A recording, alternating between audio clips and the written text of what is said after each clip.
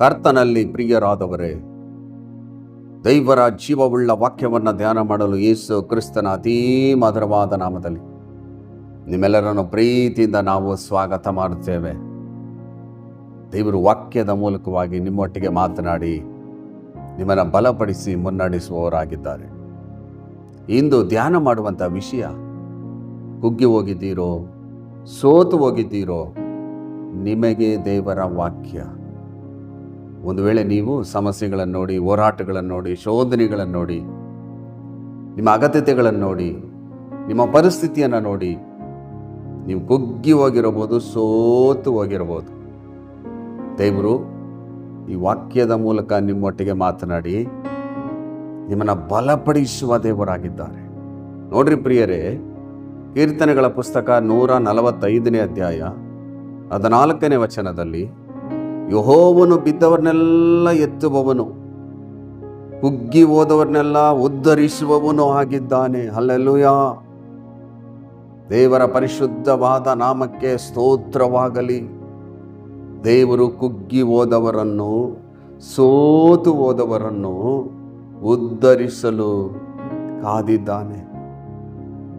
ನೀವು ಅನೇಕ ಸಮಸ್ಯೆಗಳನ್ನು ನೋಡಿ, ಹೋರಾಟಗಳನ್ನು ನೋಡಿ ಕುಗ್ಗಿಸಲ್ಪಟ್ಟವರಾಗಿ, ನಾನು ಪ್ರಾರ್ಥನೆ ಮಾಡ್ತಾ ಇದ್ದೇನೆ, ಏನು ನಡೆಯುತ್ತಾ ಇಲ್ಲ, ನನ್ನ ಪರಿಸ್ಥಿತಿ ಇದ್ದ ಹಾಗೆ ಇದೆ ಎಂಬುದಾಗಿ ನೀವು ಕುಗ್ಗಿಸಲ್ಪಟ್ಟವರಾಗಿ, ಸೋತವರಾಗಿ ನೀವು ಚಿಂತೆ ಮಾಡ್ತಾ ಇರ್ಬೋದು, ವೇದನೆ ಪಡ್ತಿರ್ಬೋದು, ಏನು ಮಾಡುವುದು ಎಂಬುದಾಗಿ ಪರಿತಪಿಸ್ತಿರಬಹುದು. ವಾಕ್ಯದಲ್ಲಿ ಏನು ಬರೆಯಲ್ಪಟ್ಟಿದೆ? ಕುಗ್ಗಿ ಹೋದವರನ್ನು, ಸೋತು ಹೋದವರನ್ನು, ಬಿದ್ದು ಹೋದವರನ್ನು ಎತ್ತಿ ಸ್ಥಿರಪಡಿಸಿ, ಉದ್ಧರಿಸಿ, ಬಲಪಡಿಸಿ, ಆಶೀರ್ವದಿಸಲು ದೇವರು ಸಿದ್ಧನಿದ್ದಾನೆ. ನೀವು ಚಿಂತೆ ಮಾಡಬೇಡ್ರಿ.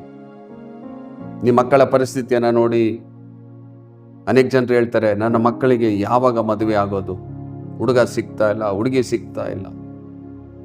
ಪ್ರಾರ್ಥನೆ ಮಾಡಿ ಮಾಡಿ ಮಾಡಿ ನೋಡಿದೆ, ಏನು ಪ್ರಯೋಜನ ಆಗಲಿಲ್ಲ. ಅನೇಕ ಜನರಿಗೆ ಹೇಳಿದೆ, ಏನು ಪ್ರಯೋಜನ ಆಗಲಿಲ್ಲ ಎಂಬುದಾಗಿ ಕುಗ್ಗಿ ಹೋಗ್ತಾರೆ. ನನ್ನ ಸಮಸ್ಯೆ ಇದ್ದ ಹಾಗೆ ಇದೆ ಎಂಬುದಾಗಿ ಕುಗ್ಗಿ ಹೋಗ್ತಾರೆ. ದೇವರು ನಿಮ್ಮ ಸಮಸ್ಯೆಯನ್ನು ನೋಡ್ತಾ ಇದ್ದಾರೆ. ನಿಮ್ಮ ಅಗತ್ಯತೆಗಳು ದೇವರಿಗೆ ತಿಳಿದದೆ. ನಿಮ್ಮ ಪರಿಸ್ಥಿತಿಯನ್ನು ದೇವರು ಚೆನ್ನಾಗಿ ತಿಳಿದವರಾಗಿದ್ದಾರೆ. ನಿಮ್ಮ ಪ್ರಾರ್ಥನೆಯನ್ನು ದೇವರು ಕೇಳಿದ್ದಾರೆ. ನಿಮಗೆ ಸದುತ್ತರ ಬರ್ತದೆ, ಅದ್ಭುತಗಳು ನಡೀತದೆ, ಆಶೀರ್ವಾದಗಳನ್ನು ದೇವರು ಅನುಗ್ರಹಿಸಿ ಕೊಡ್ತಾರೆ. ನೀವು ದೇವರನ್ನೇ ನಿರೀಕ್ಷಿಸಿಕೊಂಡು ಪ್ರಾರ್ಥನೆಯನ್ನು ಬಿಟ್ಟು ಬಿಡದೆ, ನಂಬಿಕೆಯನ್ನು ಬಿಟ್ಟು ಬಿಡದೆ, ಚಿಂತೆ ಮಾಡದೆ, ಕರ್ತನನ್ನೇ ದೃಷ್ಟಿಸುತ್ತಾ ದೇವರು ನನಗೆ ಅದ್ಭುತ ಮಾಡ್ತಾನೆ. ಯಾಕಂದ್ರೆ ದೇವರು ಬಿದ್ದವರನ್ನೆಲ್ಲ ಎತ್ತುವವನು, ಕುಗ್ಗಿ ಹೋಗಿರುವ ನನ್ನನ್ನು ಉದ್ಧರಿಸುತ್ತಾನೆಂಬುದಾಗಿ ನೀವು ನಂಬಿಕೊಂಡು ದೇವರಲ್ಲಿ ದೃಢವಾಗಿರಬೇಕು. ನೋಡ್ರಿ ಪ್ರಿಯರೇ, ಕೀರ್ತನೆಗಳ ಪುಸ್ತಕ 143ನೇ ಅಧ್ಯಾಯ 4ನೇ ವಚನದಲ್ಲಿ, ನನ್ನ ಆತ್ಮವು ಕುಂದಿ ಹೋಗಿದೆ, ನನ್ನ ಮನಸ್ಸು ಬೆರಗಾಗಿದೆ ಎಂಬುದಾಗಿ ದಾವೀದನು ಹೇಳ್ತಾನೆ. ಸಮಸ್ಯೆಗಳನ್ನು ನೋಡುವಾಗ, ಹೋರಾಟಗಳನ್ನು ನೋಡುವಾಗ, ನಿಮಗಿರುವಂಥ ಅಗತ್ಯತೆಗಳನ್ನು ನೋಡುವಾಗ ನಿಮ್ಮ ಆತ್ಮವು ಕುಂದಿ ಹೋಗುತ್ತದೆ. ಮಾತ್ರವಲ್ಲದೆ ನಿಮ್ಮ ಮನಸ್ಸು ಬೆರಗಾಗುತ್ತದೆ, ಭಯಪಡುತ್ತದೆ. ಭಯಪಡಬೇಡ್ರಿ. ನಿಮ್ಮ ನೋಡುವ ದೇವರು, ಕಾಣುವ ದೇವರು, ತಿಳಿದಿರುವ ದೇವರು, ನಿಮ್ಮ ಅಗತ್ಯತೆಗಳನ್ನು ಪೂರೈಸಲು ಶಕ್ತನಾದ ದೇವರು ಎಲ್ಲವನ್ನ ನೋಡ್ತಾ ಇದ್ದಾರೆ. ತಕ್ಕ ಸಮಯದಲ್ಲಿ ನಿಮಗೆ ಅದ್ಭುತ ಮಾಡ್ತಾರೆ. ಸೋತು ಹೋಗಿದ್ದೀರೋ, ಕುಗ್ಗಿಸಲ್ಪಟ್ಟವರಾಗಿದ್ದೀರೋ. ಅನೇಕ ಜನರು ಹೇಳ್ತಾರೆ, ನನಗೆ ರಾತ್ರಿ ನಿದ್ದೆ ಬರುವುದಿಲ್ಲ, ಸಮಸ್ಯೆಗಳು ನನ್ನ ಕಣ್ಣು ಮುಂದೆ ಬರ್ತದೆ, ನನ್ನ ಕುಟುಂಬದ ಪರಿಸ್ಥಿತಿಯನ್ನು ನೆನೆಸಿ ನೆನೆಸಿ ಅಳುತ್ತೇನೆ ಎಂಬುದಾಗಿ ಅನೇಕ ಜನರು ಹೇಳುವುದುಂಟು. ಕರ್ತನಲ್ಲಿ ಪ್ರೀತಿಯುಳ್ಳ ದೇವ ಜನರೇ, ನನ್ನ ಸಹೋದರ, ನನ್ನ ಸಹೋದರಿ, ಕುಗ್ಗಿಸಲ್ಪಟ್ಟಂತ ನಿಮಗೆ, ಸೋತು ಹೋದಂಥ ನಿಮಗೆ ದೇವರು ವಾಕ್ಯದ ಮೂಲಕವಾಗಿ ನಿಮ್ಮೊಟ್ಟಿಗೆ ಮಾತನಾಡ್ತಿದ್ದಾರೆ. ನೋಡ್ರಿ, ಕೀರ್ತನೆಗಳ ಪುಸ್ತಕ 147ನೇ ಅಧ್ಯಾಯ 3ನೇ ವಚನದಲ್ಲಿ, ಮುರಿದ ಮನಸ್ಸುಳ್ಳವರನ್ನು ವಾಸಿ ಮಾಡುತ್ತಾನೆ, ಅವರ ಗಾಯಗಳನ್ನು ಕಟ್ಟುತ್ತಾನೆ. ನೀವು ಮುರಿದ ಮನಸ್ಸುಳ್ಳವರಾಗಿರಬಹುದು, ಸೋತು ಹೋಗಿರಬಹುದು, ಕುಗ್ಗಿಸಲ್ಪಟ್ಟವರಾಗಿರಬಹುದು. ನಿಮ್ಮ ಸಮಸ್ಯೆಯನ್ನ ನೋಡಿ, ಹೋರಾಟವನ್ನ ನೋಡಿ ನೀವು ಭಯಭ್ರಾಂತರಾಗಿರಬಹುದು. ದೇವರ ವಾಕ್ಯವನ್ನ ಗಮನಿಸ್ರಿ. ಮುರಿದ ಮನಸ್ಸುಳ್ಳವರನ್ನು ವಾಸಿ ಮಾಡುತ್ತಾನೆ, ಅವರ ಗಾಯಗಳನ್ನು ಕಟ್ಟುತ್ತಾನೆ. ನಿಮ್ಮ ಹೃದಯ ಗಾಯವಾಗಿರಬಹುದು. ಸಮಸ್ಯೆಗಳನ್ನು ನೋಡಿ ಯೋಚಿಸಿ ಯೋಚಿಸಿ ನಿಮ್ಮ ಹೃದಯದಲ್ಲಿ ಗಾಯ ಇರಬಹುದು. ಗಾಯಗಳನ್ನು ಕಟ್ಟುವ ದೇವರು, ಗಾಯಗಳನ್ನು ವಾಸಿ ಮಾಡುವ ದೇವರು. ನಿಮಗೆ ಅದ್ಭುತಗಳನ್ನು ಖಂಡಿತವಾಗಲೂ ದೇವರು ಮಾಡ್ತಾರೆ. ನೀವು ನಂಬಬೇಕು, ದೇವರ ವಾಕ್ಯದಲ್ಲಿ ನಂಬಿಕೆ ಇಡಬೇಕು. ದೇವರು ನಿಮಗೆ ಅದ್ಭುತಗಳನ್ನು ಮಾಡ್ತಾರೆ, ಅತಿಶಯಗಳನ್ನು ಮಾಡ್ತಾರೆ. ನೀವು ದೇವರಲ್ಲಿ ನಂಬಿಕೊಂಡು ದೃಢವಾಗಿರಬೇಕು. ಈ ಭೂಲೋಕದಲ್ಲಿ ನಾವು ಜೀವನ ಮಾಡುವಾಗ ಕಷ್ಟಗಳು, ಬಾಧೆಗಳು, ಸಮಸ್ಯೆಗಳು, ಹೋರಾಟಗಳು, ಶೋಧನೆಗಳು ಬರ್ತವೆ. ಅದೆಲ್ಲದರ ಮೇಲೆ ದೇವರು ನಿಮಗೆ ಜಯವನ್ನು ಇಟ್ಟಿದ್ದಾರೆ. ಅದನ್ನು ನೀವು ಮರೆತು ಬಿಡಬಾರದು. ದೇವರು ವಾಕ್ಯದ ಮೂಲಕವಾಗಿ ನಿಮ್ಮೊಟ್ಟಿಗೆ ಮಾತನಾಡುವಾಗ, ಹೌದು, ದೇವರು ನನ್ನ ಸಂಗಡ ಇದ್ದಾರೆ, ನನ್ನ ಗಾಯವನ್ನು ಕಟ್ಟುತ್ತಾರೆ, ಈ ಶೋಧನೆಗಳ ಮೇಲೆ ನನಗೆ ಜಯವನ್ನು ಕೊಡುತ್ತಾರೆ, ನಾನು ಸಾಕ್ಷಿಯಾಗಿ ಜೀವಿಸ್ತೇನೆ ಎಂಬುದಾಗಿ ನಿಮ್ಮ ಹೃದಯದಲ್ಲಿ ನಂಬಬೇಕು. ದೇವರ ಮೇಲೆ ನಿರೀಕ್ಷೆ ಇಡಬೇಕು.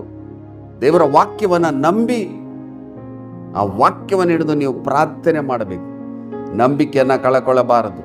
ನೋಡ್ರಿ, ಕೀರ್ತನೆಗಳ ಪುಸ್ತಕ 136ನೇ ಅಧ್ಯಾಯ 23ನೇ ವಚನದಲ್ಲಿ, ನಾವು ದೀನಾವಸ್ಥೆಯಲ್ಲಿದ್ದಾಗ ನಮ್ಮನ್ನು ನೆನಪು ಮಾಡಿಕೊಂಡನು, ಆತನ ಕೃಪೆಯು ಶಾಶ್ವತವಾದದ್ದು. ನೋಡ್ರಿ, ಎಷ್ಟು ಸುಂದರವಾಗಿ ಬರೆಯಲ್ಪಟ್ಟಿದೆ. ಭಕ್ತನು ಹೇಳ್ತಾನೆ, ನಾವು ದೀನಾವಸ್ಥೆಯಲ್ಲಿದ್ದಾಗ ನನ್ನನ್ನು ನೆನಪು ಮಾಡಿಕೊಂಡನು. ನೀವು ದೀನಾವಸ್ಥೆಯಲ್ಲಿರುವಾಗ, ಹೋರಾಟದಲ್ಲಿರುವಾಗ, ಶೋಧದಲ್ಲಿರುವಾಗ, ಕಷ್ಟದಲ್ಲಿರುವಾಗ, ಅನೇಕ ಅಗತ್ಯತೆಗಳ ಮಧ್ಯದಲ್ಲಿ ನೀವು ಪರಿತಪಿಸುತ್ತಿರುವಾಗ ನಿಮ್ಮನ್ನು ನೆನಪು ಮಾಡಿಕೊಳ್ಳುವ ದೇವರು ಯೇಸು ಕ್ರಿಸ್ತನಾಗಿದ್ದಾನೆ. ನಿಮ್ಮ ಪರಿಸ್ಥಿತಿಯನ್ನ ದೇವರು ನೋಡ್ತಾ ಇದ್ದಾರೆ. ನಿಮ್ಮ ಜೀವನ ಇದ್ದ ಹಾಗೆ ಇರುವುದಿಲ್ಲ. ಈ ವಾಕ್ಯವನ್ನ ನೀವು ನಂಬಬೇಕು. ನೀವು ದೀನಾವಸ್ಥೆಯಲ್ಲಿರುವಾಗ ನಿಮ್ಮ ನೆನಪು ಮಾಡಿಕೊಂಡು ನಿಮಗೆ ಅದ್ಭುತಗಳನ್ನು ಮಾಡ್ತಾರೆ. ದೇವರು ಕೈ ಬಿಡುವ ದೇವರಲ್ಲ. ಈ ಕಷ್ಟಗಳ ಮಧ್ಯದಲ್ಲಿ, ಹೋರಾಟದ ಮಧ್ಯದಲ್ಲಿ, ಸಮಸ್ಯೆಗಳ ಮಧ್ಯದಲ್ಲಿ ನಾವೇನ್ ಮಾಡಬೇಕು? ದೇವರಲ್ಲಿ ದೃಢವಾಗಿರಬೇಕು. ನಂಬಿಕೆಯನ್ನ ಬಿಟ್ಟು ಬಿಡಬಾರ್ದು, ಸೋತು ಹೋಗಬಾರ್ದು. ವೈರಿಯಾದ ಸೈತಾನನು ಅನೇಕ ಶೋಧನೆಗಳನ್ನ, ಸಮಸ್ಯೆಗಳನ್ನ ತರ್ತಾನೆ. ನೀನು ಪ್ರಾರ್ಥನೆ ಮಾಡಿದೆಲ್ಲ, ನಿನಗೇನಾಯ್ತು ಎಂಬುದಾಗಿ ನಿಮ್ಮ ಮನಸ್ಸಿನಲ್ಲಿ ಅನೇಕ ಆಲೋಚನೆಗಳನ್ನು ತರ್ತಾನೆ. ನೀವು ದೇವರ ವಾಕ್ಯದ ಮೇಲೆ ನಂಬಿಕೆ ಇಡಬೇಕು. ದಿನಾವಸ್ಥೆಯಲ್ಲಿದ್ದಾಗ ನಿಮ್ಮನ್ನು ನೆನಪು ಮಾಡಿಕೊಳ್ಳುವ ದೇವರು ಯೇಸು ಕ್ರಿಸ್ತನಾಗಿದ್ದಾನೆ. ಆತನ ಮೇಲೆ ನಿಮ್ಮ ನಿರೀಕ್ಷೆ ಇರಬೇಕು. ಈ ಕಷ್ಟಗಳಲ್ಲಿ, ಹೋರಾಟಗಳಲ್ಲಿ, ಸಮಸ್ಯೆಗಳಲ್ಲಿ ಹೇಳ್ಬೇಕು ನೀವು, ಯೇಸು ಕ್ರಿಸ್ತನು ನನ್ನ ಜೊತೆ ಇದ್ದಾನೆ, ನನ್ನ ಜೀವನ ಇದ್ದ ಹಾಗೆ ಇರುವುದಿಲ್ಲ, ದೇವರು ತಕ್ಕ ಸಮಯದಲ್ಲಿ ನನಗೆ ಅದ್ಭುತಗಳನ್ನು ಮಾಡ್ತಾನೆ ಎಂಬುದಾಗಿ ನೀವು ನಂಬಬೇಕು. ನಂಬಿ ದೇವರನ್ನ ಸ್ತುತಿಸಬೇಕು. ನಂಬಿಕೆಯನ್ನ ಕಳ್ಕೊಳ್ಳಬಾರದು. ವಾಕ್ಯದಲ್ಲಿ ಏನು ಬರೆಯಲ್ಪಟ್ಟಿದೆ? ಕೀರ್ತನೆಗಳ ಪುಸ್ತಕ 57ನೇ ಅಧ್ಯಾಯ 1-3 ವಚನದಲ್ಲಿ, ದೇವರೇ ಕರುಣಿಸು, ನನ್ನನ್ನು ಕರುಣಿಸು, ನೀನೇ ನನ್ನ ಆಶ್ರಯ ಸ್ಥಾನವಲ್ಲವೇ? ಆಪತ್ತುಗಳು ಕಳೆದು ಹೋಗುವ ತನಕ ನಿನ್ನ ರೆಕ್ಕೆಗಳ ಮರೆಯನ್ನು ಆಶ್ರಯಿಸಿಕೊಳ್ಳುವೆನು. ಪರಾತ್ಪರನಾದ ದೇವರಿಗೆ ಮೊರೆ ಇಡುವೆನು. ನನ್ನ ಕಾರ್ಯವನ್ನು ಸಿದ್ಧಿಗೆ ತರುವ ದೇವರನ್ನು ಕೂಗಿಕೊಳ್ಳುವೆನು. ಆತನು ಪರಲೋಕದಿಂದ ಸಹಾಯ ಮಾಡಿ ನಿಂದಕರ ಬಾಯಿಗೆ ನನ್ನನ್ನು ತಪ್ಪಿಸುವನು. ಹಲ್ಲೆಲೂಯಾ.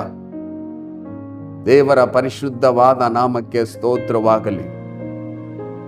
ಸಮಸ್ಯೆಗಳ ಮಧ್ಯದಲ್ಲಿ, ಹೋರಾಟಗಳ ಮಧ್ಯದಲ್ಲಿ ದೇವರ ವಾಕ್ಯವನ್ನು ಗಮನಿಸಬೇಕು. ಇಲ್ಲಿ ನೋಡುವಾಗ ದಾವೀದನು ಹೇಳ್ತಾನೆ, ದೇವರೇ ಕರುಣಿಸು, ನನ್ನನ್ನು ಕರುಣಿಸು, ನೀನೇ ನನ್ನ ಆಶ್ರಯ ಸ್ಥಾನವಲ್ಲವೇ? ನೀನೇ ನನ್ನ ಆಶ್ರಯ ಸ್ಥಾನ ಎಂಬುದಾಗಿ ಹೇಳಿ ಆತನು ಹೇಳ್ತಾನೆ, ಆಪತ್ತುಗಳು ಕಳೆದು ಹೋಗುವ ತನಕ ನಿನ್ನ ರೆಕ್ಕೆಗಳ ಮರಿಯನ್ನು ಆಶ್ರಯಿಸಿಕೊಳ್ಳುವೆನು. ಆಪತ್ತುಗಳು, ಕಷ್ಟಗಳು, ಹೋರಾಟಗಳು, ಶೋಧನೆಗಳು ಕಳೆದು ಹೋಗುವ ತನಕ ದೇವರ ಸನ್ನಿಧಿಯಲ್ಲಿ ಕುಳಿತುಕೊಂಡು ತೀವ್ರವಾಗಿ ಪ್ರಾರ್ಥನೆ ಮಾಡಬೇಕು, ಆರಾಧನೆ ಮಾಡಬೇಕು. ಮಹೋನ್ನತ ದೇವರಿಗೆ, ಸರ್ವಶಕ್ತನಾದ ದೇವರಿಗೆ, ಸೃಷ್ಟಿಕರ್ತನಾದ ದೇವರಿಗೆ, ನಮಗೋಸ್ಕರ ತನ್ನ ಪ್ರಾಣವನ್ನು ಕೊಟ್ಟು ರಕ್ತವನ್ನು ಸುರಿಸಿ ಪಾಪ ಶಾಪಗಳಿಂದ ಬಿಡುಗಡೆ ಕೊಟ್ಟಂತ ಮಹೋನ್ನತ ದೇವರಿಗೆ ಮೊರೆ ಇಡಬೇಕು. ದೇವರು ಹೇಳಿದ್ದಾರೆ, ಕಷ್ಟ ಕಾಲದಲ್ಲಿ ಮೊರೆ ಇಡ್ರಿ, ಬಿಡಿಸ್ತೇನೆ, ಆಗ ನನ್ನ ಕೊಂಡಾಡುವಿರಿ. ಭೂಲೋಕದಲ್ಲಿ ನನ್ನ ಹೆಸರಲ್ಲಿ ಏನೇನು ಬೇಡ್ಕೊಳ್ತೀರಾ ಎಲ್ಲ ಹೊಂದಿಕೊಳ್ತೀರಾ. ನೀವು ಪ್ರಾರ್ಥನೆಯಲ್ಲಿ ಏನೇನು ಬೇಡ್ಕೊಳ್ತೀರಾ ಎಲ್ಲ ಹೊಂದಿಕೊಳ್ತೀರಾ. ಹಾಗಾದ್ರೆ ಏನ್ ಮಾಡಬೇಕು? ಆ ವಾಕ್ಯದ ಮೇಲೆ ನಂಬಿಕೆ ಇಟ್ಟು ದೇವರಿಗೆ ಮೊರೆ ಇಡಬೇಕು. ನನ್ನ ಕಾರ್ಯವನ್ನು ಸಿದ್ಧಿಗೆ ತರುವ ದೇವರನ್ನು ಕೂಗಿಕೊಳ್ಳುವೆನು. ನೀವು ಆಸಕ್ತಿಯಿಂದ ಪ್ರಾರ್ಥನೆ ಮಾಡುವಾಗ, ನಂಬಿಕೆಯಿಂದ ಪ್ರಾರ್ಥನೆ ಮಾಡುವಾಗ, ದೇವರನ್ನ ನಿರೀಕ್ಷಿಸಿಕೊಂಡಿರುವಾಗ ಏನ್ ನಡೀತದೆ? ಆತನು ಪರಲೋಕದಿಂದ ಸಹಾಯ ಮಾಡಿ ನಿಂದಕರ ಬಾಯಿಗೆ ನನ್ನನ್ನು ತಪ್ಪಿಸುವನು. ಹಲ್ಲೆಲೂಯಾ. ದೇವರ ಪರಿಶುದ್ಧವಾದ ನಾಮಕ್ಕೆ ಸ್ತೋತ್ರವಾಗಲಿ. ಆತನು ಪರಲೋಕದಿಂದ ನಿಮಗೆ ಸಹಾಯ ಮಾಡ್ತಾರೆ. ನಿಮಗೆ ವಿರುದ್ಧವಾಗಿ ಮಾತನಾಡಿದ್ರಲ್ಲ, ನಿಂದಕರ ಬಾಯಿಗೆ ನಿಮ್ಮನ್ನು ತಪ್ಪಿಸುತ್ತಾನೆ. ನಿಮಗೆ ಅದ್ಭುತಗಳನ್ನು, ಅತಿಶಯಗಳನ್ನು ಮಾಡುವಾಗ ನಿಮಗೆ ವಿರುದ್ಧವಾಗಿ ಮಾತನಾಡಿದವರು ಆಶ್ಚರ್ಯ ಪಡುವಂತೆ ದೇವರು ನಿಮ್ಗೆ ಅದ್ಭುತಗಳನ್ನು ಮಾಡ್ತಾನೆ. ಕರ್ತನಲ್ಲಿ ಪ್ರೀತಿಯುಳ್ಳ ದೇವ ಜನರೇ, ನನ್ನ ಸಹೋದರ, ನನ್ನ ಸಹೋದರಿ, ಸೋತು ಹೋಗಿದ್ದೀರೋ, ವೇದನೆ ಪಡ್ತಿದ್ದೀರೋ, ಕುಗ್ಗಿಸಲ್ಪಟ್ಟವರಾಗಿದ್ದೀರೋ, ಏನು ಮಾಡುವುದೆಂಬುದಾಗಿ ನಿಮ್ಮ ಸಮಸ್ಯೆಯನ್ನೇ ನೋಡಿ ವೇದನೆ ಪಡ್ತಿದ್ದೀರೋ, ಪರಾತ್ಪರನಾದ ದೇವರಿಗೆ ಮೊರೆಯಿಡ್ರಿ. ಯೇಸುವೆ, ನಾನು ನಿನ್ನನ್ನೇ ಆಶ್ರಯಿಸಿಕೊಂಡಿದ್ದೇನೆ, ನಿನ್ನನ್ನೇ ನಂಬುತ್ತೇನೆ. ನಂಬಿಕೆ ಕಡಿಮೆ ಇದ್ದರೆ ಸಹಾಯ ಮಾಡ್ರಿ. ಪ್ರಾರ್ಥನಾತ್ಮನಿಂದ ತುಂಬಿಸಿರಿ, ಆರಾಧನಾ ಅಭಿಷೇಕ ತುಂಬಿಸಿರಿ.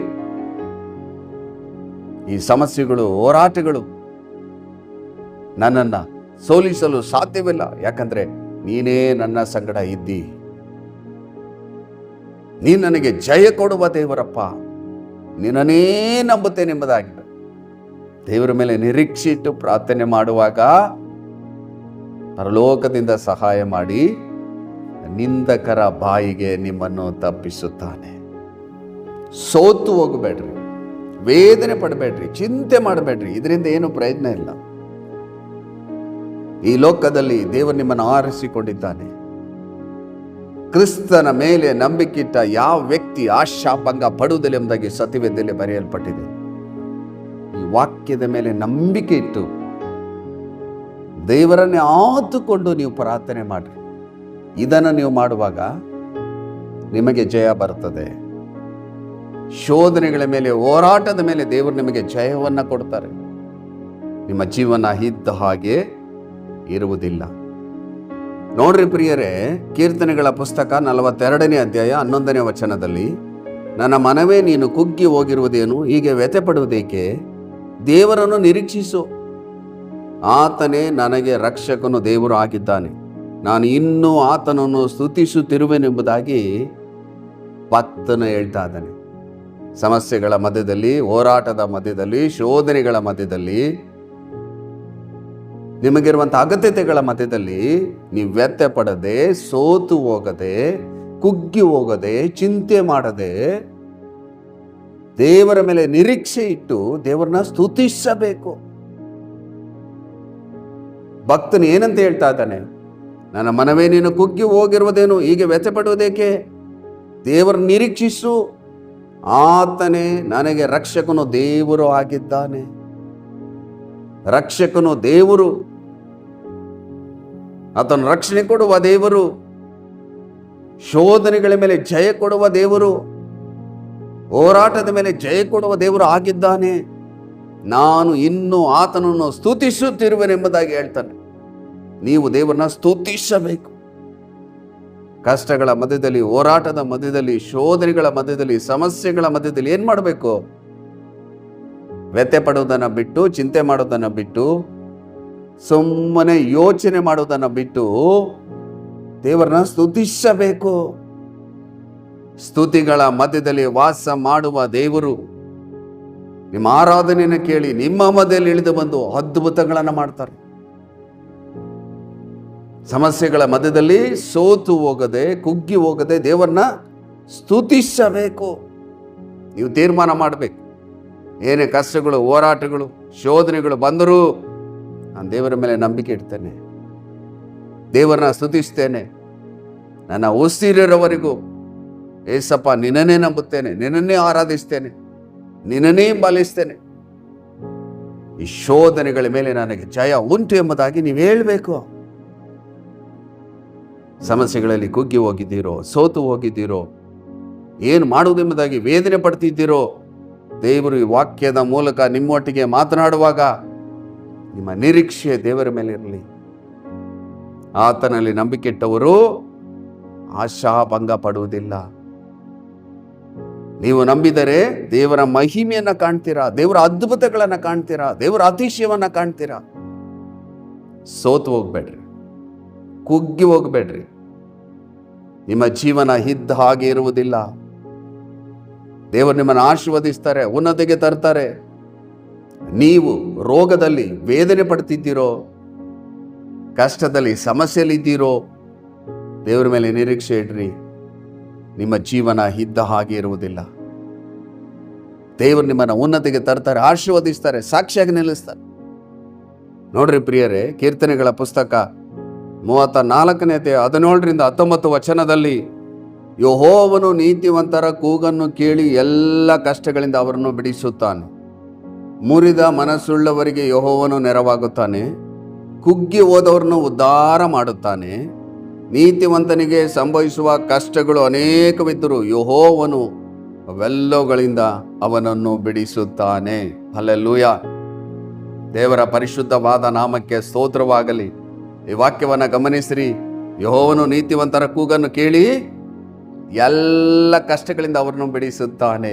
ನಿಮಗಿರುವಂಥ ಎಲ್ಲ ಕಷ್ಟಗಳಿಂದ ದೇವರು ಬಿಡಿಸ್ತಾನೆ. ಶೋಧನೆಗಳ ಮೇಲೆ, ಹೋರಾಟದ ಮೇಲೆ ದೇವರು ಜಯವನ್ನು ಕೊಡುತ್ತಾನೆ. ಮುರಿದ ಮನಸ್ಸುಳ್ಳವರಿಗೆ ಯೆಹೋವನು ನೆರವಾಗುತ್ತಾನೆ. ಕುಗ್ಗಿ ಹೋದವರನ್ನು ಉದ್ಧಾರ ಮಾಡುತ್ತಾನೆ. ನೀವು ಮುರಿದ ಮನಸ್ಸುಳ್ಳವರಾಗಿ ಕುಗ್ಗಿ ಹೋಗಿರಬಹುದು. ದೇವರು ನಿಮ್ಮನ್ನು ಉದ್ಧಾರ ಮಾಡಲು, ನಿಮಗೆ ನೆರವಾಗಲು, ನಿಮಗೆ ಸಹಾಯ ಮಾಡಲು ದೇವರು ಕಾದಿದ್ದಾನೆ. ನೀತಿವಂತನಿಗೆ ಸಂಭವಿಸುವ ಕಷ್ಟಗಳು ಅನೇಕವಿದ್ದರೂ ಯೆಹೋವನು ಅವೆಲ್ಲಗಳಿಂದ ಅವನನ್ನು ಬಿಡಿಸುತ್ತಾನೆ. ಎಷ್ಟು ಸುಂದರವಾಗಿ ಬರೆಯಲ್ಪಟ್ಟಿದೆ ನೋಡ್ರಿ. ನಿಮಗೆಷ್ಟು ಕಷ್ಟಗಳು ಬಂದರು, ಎಷ್ಟು ಶೋಧನೆಗಳು ಬಂದರು, ಹೋರಾಟಗಳು ಬಂದರು, ಅವೆಲ್ಲವುಗಳ ಮೇಲೆ ದೇವರು ಜಯವನ್ನು ಇಟ್ಟಿದ್ದಾರೆ. ಸೋತು ಹೋಗ್ಬೇಡ್ರಿ, ಕುಗ್ಗಿ ಹೋಗ್ಬೇಡ್ರಿ. ಕುಗ್ಗಿ ಹೋಗಿರುವ ನಿಮಗೆ, ಸೋತು ಹೋಗಿರುವ ನಿಮಗೆ ದೇವರು ವಾಕ್ಯದ ಮೂಲಕ ಮಾತನಾಡ್ತಿದ್ದಾರೆ. ಈಗ ನೀವೇನು ಮಾಡಬೇಕು? ದೇವರ ವಾಕ್ಯದ ಮೇಲೆ ನಂಬಿಕೆ ಇಟ್ಟು, ನಾನು ಇನ್ನು ಮೇಲೆ ಕುಗ್ಗಿ ಹೋಗುವುದಿಲ್ಲ, ಸೋತು ಹೋಗುವುದಿಲ್ಲ, ಚಿಂತೆ ಮಾಡುವುದಿಲ್ಲ, ದೇವರ ಮೇಲೆ ನಿರೀಕ್ಷೆ ಇಟ್ಟು ಕರ್ತನನ್ನು ಸ್ತುತಿಸುತ್ತಾ ಆರಾಧಿಸುತ್ತಾ ಆತನು ನನಗೆ ಅದ್ಭುತಗಳನ್ನು ಮಾಡ್ತಾರೆ ಎಂಬುದಾಗಿ ನಂಬುತ್ತೇನೆ ಎಂಬುದಾಗಿ ನೀವು ದೇವರ ಮುಂದೆ ಒಂದು ಒಡಂಬಡಿಕೆ ಮಾಡಿ ಎಡ ಬಿಡದೆ ಪ್ರಾರ್ಥನೆ ಮಾಡುವಾಗ ದೇವರು ನಮಗೆ ಜಯವನ್ನು ಕೊಡ್ತಾರೆ. ನೀವಿರುವಂಥ ಸ್ಥಳದಲ್ಲಿ ನಿಮ್ಮನ್ನು ಸಾಕ್ಷಿಯಾಗಿ ನಿಲ್ಲಿಸ್ತಾರೆ. ಬನ್ನಿ ಪ್ರಿಯರೇ, ಸೋತು ಹೋಗಿದ್ದೀರೋ, ಕುಗ್ಗಿಸಲ್ಪಟ್ಟವರಾಗಿದ್ದೀರೋ, ನಾನು ನಿಮಗೋಸ್ಕರ ಪ್ರಾರ್ಥನೆ ಮಾಡುತ್ತೇನೆ. ಪ್ರಾರ್ಥನೆ ಮಾಡೋಣ ಪ್ರಿಯರೇ.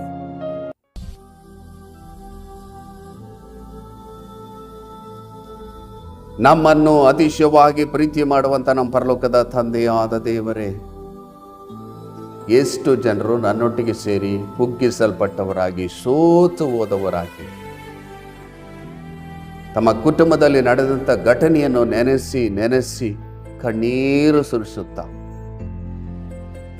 ನನ್ನೊಟ್ಟಿಗೆ ಸೇರಿ ಪ್ರಾರ್ಥನೆ ಮಾಡ್ತಿದ್ದರು. ಅವರೆಲ್ಲರ ಮೇಲೆ ಸ್ವಾಮಿ ನಿನ್ನ ಜೀವ ಇಳಿದು ಬರಲಿ. ನೀವೇನು ವಾಕ್ಯದಲ್ಲಿ ಹೇಳಿದ್ದೀರೋ ಅದನ್ನು ಮಾಡಲು ನೀನು ಶಕ್ತನಾಗಿದ್ದೀರಿ ಸ್ವಾಮಿ. ನಿನ್ನಿಂದ ಆಗದ ಕಾರ್ಯ ಒಂದೂ ಇಲ್ಲ. ಒಂದೂ ಇಲ್ಲ. ಎಷ್ಟು ಜನರು ನನ್ನೊಟ್ಟಿಗೆ ಸೇರಿ ಪ್ರಾರ್ಥನೆ ಮಾಡ್ತಿದ್ದಾರೋ ಅವ್ರನ್ನ ಬಲಪಡಿಸಿರಿ, ನಂಬಿಕೆಯನ್ನು ಹುಟ್ಟಿಸಿ ಪೂರೈಸಿರಿ, ಪ್ರಾರ್ಥನಾತ್ಮನಿಂದ ತುಂಬಿಸಿರಿ, ಆರಾಧನಾ ಅಭಿಷೇಕ ತುಂಬಿಸಿರಿ. ಈ ಜೀವಳ ವಾಕ್ಯ ಅವ್ರ ಜೀವಿತದಲ್ಲಿ 100ರಷ್ಟು ಕಾರ್ಯ ಮಾಡಲಿ ಸ್ವಾಮಿ. ನಿನ್ನ ಅದ್ಭುತಗಳನ್ನು ಮಾಡಿರಿ, ನಿಮ್ಮ ಘನವುಳ್ಳ ನಾಮ ಮಹಿಮೆ ಆಗಲಿ. ಪ್ರಾರ್ಥನೆ ಕೇಳಿದ್ದಕ್ಕಾಗಿ ಸ್ತೋತ್ರ ಸ್ವಾಮಿ. ಯೇಸುವಿನ ಅತಿ ಪರಿಶುದ್ಧವಾದ ನಾಮದಲ್ಲಿ ದೇನಿತಿಂದಲೂ ತಾಳ್ಮೆಯಿಂದಲೂ ಬೇಡಿ ಹೊಂದಿದ್ದೇವೆ ನಮ್ಮ ಜೀವುಳ್ಳ ತಂದೆಯೇ, ಆಮೇನ್ ಆಮೇನ್. ಕರ್ತನಲ್ಲಿ ಪ್ರಿಯರಾದವರೇ, ದೇವರ ಜೀವುಳ್ಳ ವಾಕ್ಯವನ್ನು ಕೇಳಿಸಿಕೊಡ್ತೀರಿ. ಸೋತು ಹೋಗಿರುವ ನಿಮಗೆ, ಕುಗ್ಗಿ ಹೋಗಿರುವ ನಿಮಗೆ ದೇವರು ವಾಕ್ಯದ ಮೂಲಕ ನಿಮ್ಮನ್ನು ಬಲಪಡಿಸಿದ್ದಾರೆ. ಈ ಲೋಕದ ಜೀವಿತವೆಲ್ಲ ನಿಮ್ಮನ್ನು ನಡೆಸಲು ದೇವರು ಶಕ್ತನಾಗಿದ್ದಾನೆ. ದೇವರ ಮೇಲೆ ನಿರೀಕ್ಷೆ ಇಡ್ರಿ, ಆರಾಧನೆ ಮಾಡಿರಿ, ಪ್ರಾರ್ಥನೆ ಮಾಡಿರಿ, ದೇವರ ವಾಕ್ಯವನ್ನು ಕ್ರಮವಾಗಿ ಓದಿ ಧ್ಯಾನಿಸಿರಿ. ಕುಟುಂಬವಾಗಿ ಕುಳಿತುಕೊಂಡು ದೇವರನ್ನ ಆರಾಧನೆ ಮಾಡಿ ಪ್ರಾರ್ಥನೆ ಮಾಡಿರಿ. ನಿಮ್ಮ ಕುಟುಂಬದಲ್ಲಿ ದೇವರು ಅದ್ಭುತಗಳನ್ನು ಮಾಡ್ತಾರೆ. ಹೇಳುವಂಥ ಆಶೀರ್ವಾದಗಳನ್ನು ನಿಮಗೆ ಅನುಗ್ರಹಿಸಿಕೊಟ್ಟು ಸಾಕ್ಷಿಯಾಗಿ ನಿಲ್ಲಿಸ್ತಾರೆ. ಇನ್ನೊಂದು ಅಮೂಲ್ಯವಾದ ವಾಕ್ಯದೊಟ್ಟಿಗೆ ನಿಮ್ಮನ್ನು ಸಂಧಿಸುವವರೆಗೂ ದೇವರ ಕೃಪೆ, ದೇವರ ಶಾಂತಿ, ದೇವರ ಸಮಾಧಾನ, ಪರಿಶುದ್ಧಾತ್ಮನ ಆಳ್ವಿಕೆ, ಪರಿಶುದ್ಧಾತ್ಮನ ಒಡೆತನ ನಿಮ್ಮೊಂದಿಗಿರಲಿ. ದೇವರು ತನ್ನ ಚಿತ್ತಂತೆ ನಿಮ್ಮನ್ನು ಹೇರಳವಾಗಿ ಆಶೀರ್ವದಿಸಲಿ. God bless you.